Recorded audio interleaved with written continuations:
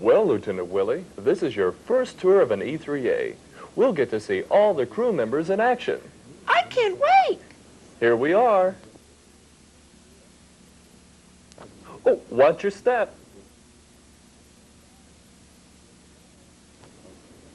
Since the E3A are in a controlled area, you'll have to wear your line badge.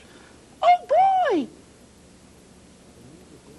Also, because of the loud noises, we must all wear earplugs. Even my goat, Sentry? Sure, I'll help. Oh,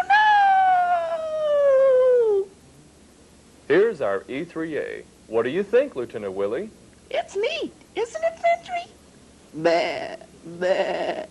Okay, it's just up these steps. Come on, Sentry. I'll first introduce you to the flight crew. This area is for the pilots, the flight engineer, and navigator.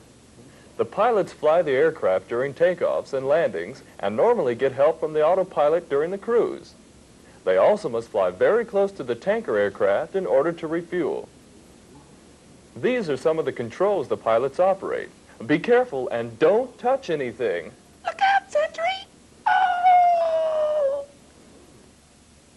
The flight engineer monitors all the aircraft systems. If a system fails, he knows exactly what to do. He inspects the aircraft thoroughly before each flight to make sure it's safe to fly. He also manages the fuel on board and ensures we have enough to complete the mission. Oh, watch out for the throttle, Lieutenant Willie. Oh, you hurt me. Sorry, Lieutenant Willie. Why don't you stand by the navigator's table? The nav is the most important person on the crew. With the aid of the complex navigation equipment, he finds his way to the far reaches of the world and back home safely. The entire mission may depend on his ability to rendezvous with the tanker aircraft for refueling. Another aspect of his job is to cross-check the pilots. The entire crew appreciates his ability to be exactly on course at all times. He's neat. He still makes use of the timeless art of navigation that first got Magellan around the world. These are the tools he has to use: plotters, dividers, and charts. Major Slough will show you how they're used. Oh! As we go aft, the next crew positions are at the communication station, the radio operator, and communications technician. Can I listen to KVIL? Not on those radios. These skilled crew members are responsible for the operation and in-flight maintenance of the many UHF, VHF, and HF radios on the E3A. The RO can tune any of these radios for use by any crew member. He also transmits vital data to command posts and en route overseas controlling centers. He obtains weather reports for the flight crew. The Comtex fixes any radios or interphones that malfunction in flight. He's issued a toolbox for each flight. Oh, no! Bah. Sorry, Sentry, you must be more careful. The next crew station is manned by the Computer Display Maintenance Technician, or CDMT. He controls the IBM 4Pi computer that processes the radar data and prepares it for display on the multi-purpose consoles. Without the CDMT and operable computer, the E3A cannot perform its mission. He sounds important. Oh, he is, but so are the other crew members. Let's continue on back.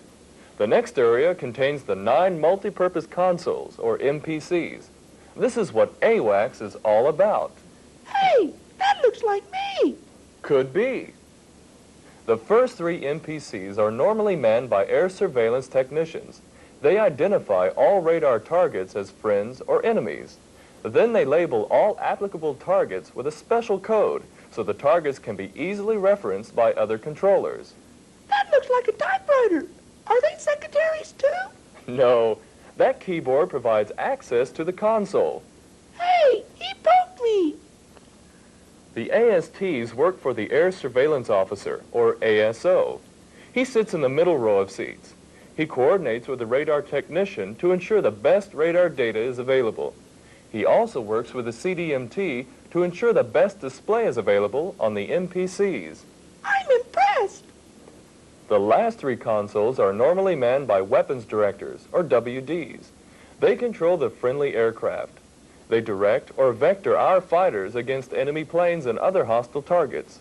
They also assist aircraft in locating tankers to air refuel with.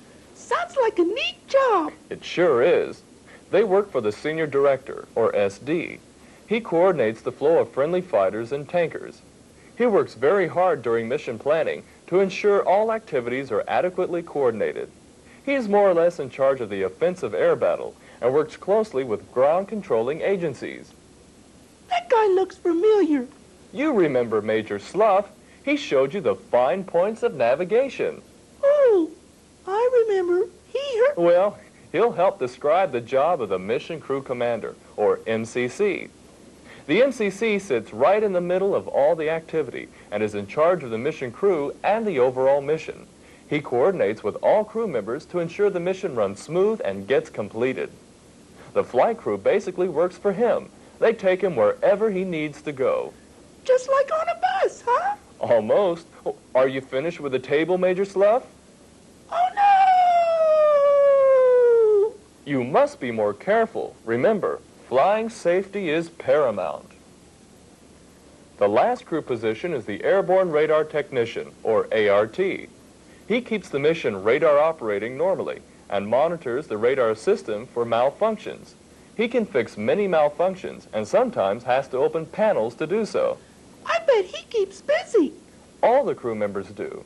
They each have an important role in the overall mission. They're highly skilled and professional crew members. Readiness is their profession. I'm really impressed. But what about the rest of the airplane? In the back, there's storage areas and crew comfort areas. There are 8 crew rest seats and 6 bunks. We also have a latrine and a kitchen or galley. They're very adequate. Something smells good. What are you eating, Major Slough? Look, Lieutenant Willie, goat's head soup.